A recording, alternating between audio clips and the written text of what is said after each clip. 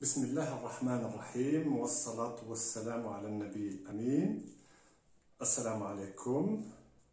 Aujourd'hui, via cette vidéo, on va s'intéresser à une sollicitation mécanique qui s'applique sur les matériaux et les structures. Il s'agit de la flexion. Donc, la flexion est une sollicitation mécanique qui s'applique sur les matériaux et par-dessus tout sur les poutres, les plaques et les coques. Bien. La flexion, d'après son nom, qui vient du verbe fléchir, ou le nom aussi fléchissement, c'est une sorte de pliage, ou bien de rotation, ou bien de courbure. Scientifiquement, on identifie une flexion par un déplacement vertical, bien transversal, et une courbure. Donc la courbure, c'est un angle qui varie le long de la structure, c'est-à-dire de la poutre ou de la plaque. Bien. Maintenant, on peut voir la flexion dans les poutres, dans les plaques, par exemple, dans les dalles, les poutres des maisons, dans la charpente métallique, mais aussi on peut la voir clairement dans la canne à pêche, le plancher, la pêche et autres. Bien. Maintenant, comment savoir si une structure est sollicitée en flexion? Je me permets de rappeler le principe de coupe qui nous permet de déterminer les efforts internes à partir desquels on peut dire s'il y a une flexion ou non. Bien, on dit qu'il y a une flexion dans un matériau lorsque le torseur des efforts internes contient un moment qu'on appelle moment fléchissant ou bien moment de flexion. Ce moment tend à provoquer une rotation ou bien une courbure à la structure. Donc là, quand il y a uniquement un moment, on dit que c'est une flexion pure. Parfois, à côté de ce moment, il y a un effort tranchant, tangentiel à la section. Donc c'est un effort qui provoque un effort ou bien une sollicitation de cisaillement. Donc là, on dit qu'il y a une flexion combinée à ou bien à un cisaillement. Donc c'est une sollicitation complexe. Là, on dit que c'est une flexion simple. Donc la flexion pure est représentée par uniquement un moment de flexion. La flexion simple est représentée par un moment de flexion et un effort tranchant. Voilà.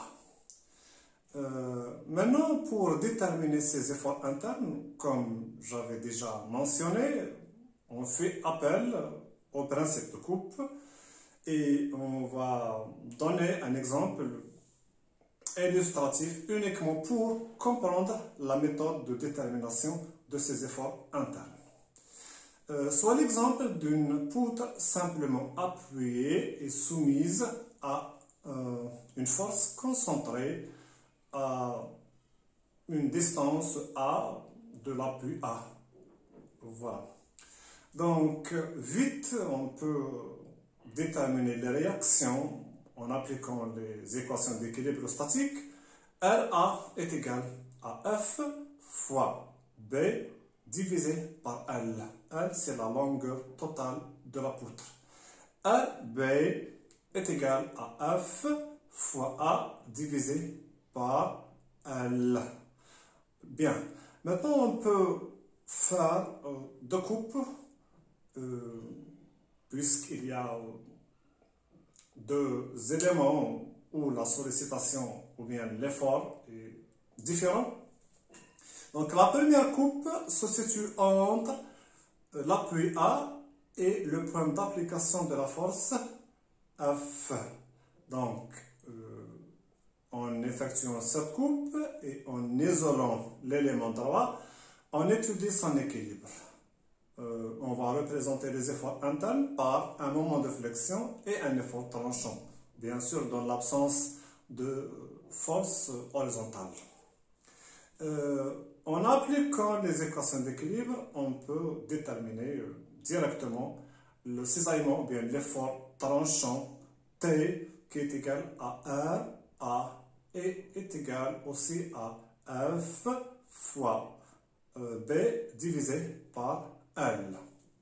Pour le moment de flexion, en appliquant toujours les équations d'équilibre, des moments maintenant, la somme des moments par rapport au point C doit être nul, donc nous avons donc le moment de l'effort tranchant est nul, et il reste uniquement le moment fléchissant MF et la réaction RA. Ainsi, donc nous remarquons que ces deux moments tournent l'élément de façon opposée, donc on peut directement déterminer MF qui est égal à RA fois X. Bien, pour X est égal à 0, le moment de flexion est nul.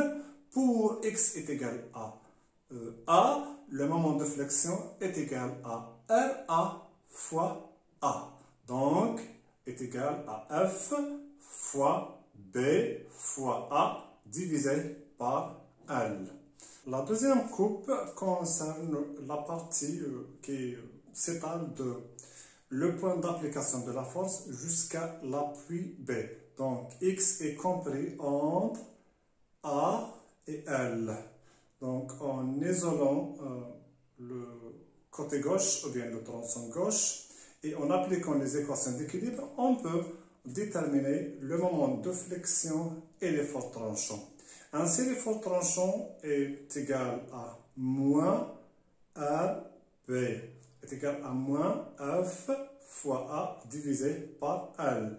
Pour ce qui est du moment fléchissant, en appliquant l'équation d'équilibre des moments par rapport au point C, on peut facilement déterminer que le moment de flexion est égal à F fois B divisé par L fois X moins F fois X moins A. Ce qui nous permet de déterminer le moment pour X est égal à qui est de F fois B fois A divisé par L. Et pour X est égal à L, nous avons un moment fléchissant nul.